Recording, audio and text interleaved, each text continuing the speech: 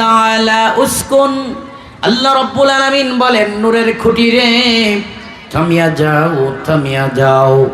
নূরের খুঁটিটি বলতে থাকে কাইফা আসকুন ওয়ালাম তুগফার লিকাইলিহা, প্রভু হে কেমন করে থামবো, তোমার কতগুলো বান্দা বান্দি কালিমার জিকির করতেছে, এখনো তাদের জীবনের গুনাহগুলোকে মাফ করা হয় নাই।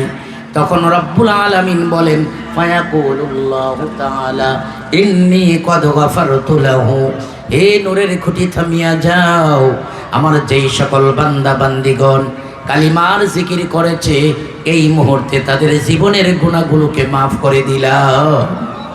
ফায়াসকুনু যালিক, অতঃপর নূরের খুঁটির কম্পন বন্ধ হয়ে যায়। ও মুসলমান ভাইয়েরা, মুসলমান ভাইয়েরা, যারা এই পর্যন্ত বারবার কালিমার জিকির করেছেন, হতে পারে আমার আল্লাহ আপনার আমার জীবনের ছোট ছোট গুনাহগুলি মাফ করে দিতে পারেন। কথা বলেন, পারেন কি পারেন না? এমন একটা সুবর্ণ সুযোগ তো আমরা এই জামিয়াতুল আবরার দারুল উলুম মাদ্রাসার ওসিলায় পেয়েছি। আলহামদুলিল্লাহ, আমার পরের যিনি মূল্যবান বয়ান পেশ করবেন আল্লামা গাজী ইয়াকুব উসমানী সাহেব চলে আসছেন। আমি সংক্ষেপে এই কথা শেষ করে দিব। যাই হোক, বলতেছিলাম আল্লাহ তাআলা বলেছেন দুনিয়ার মধ্যে প্রকৃত মুমিন কারা, যাদের মধ্যে 5টা গুণ আছে।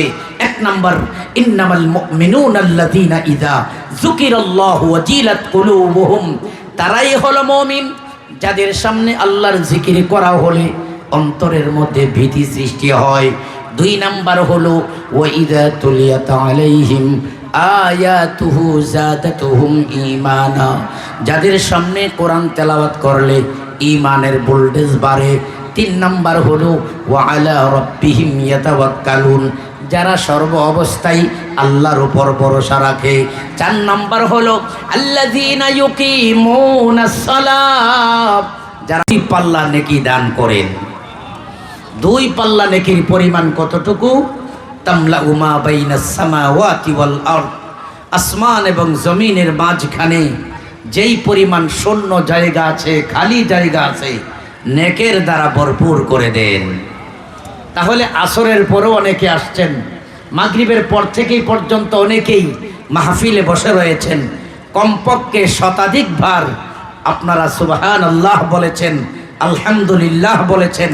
আপনাদের আমল নামায় নেকের পরিমাণ কম জমা হলো না বেশি? একটা আওয়াজ করে বলতে হবে।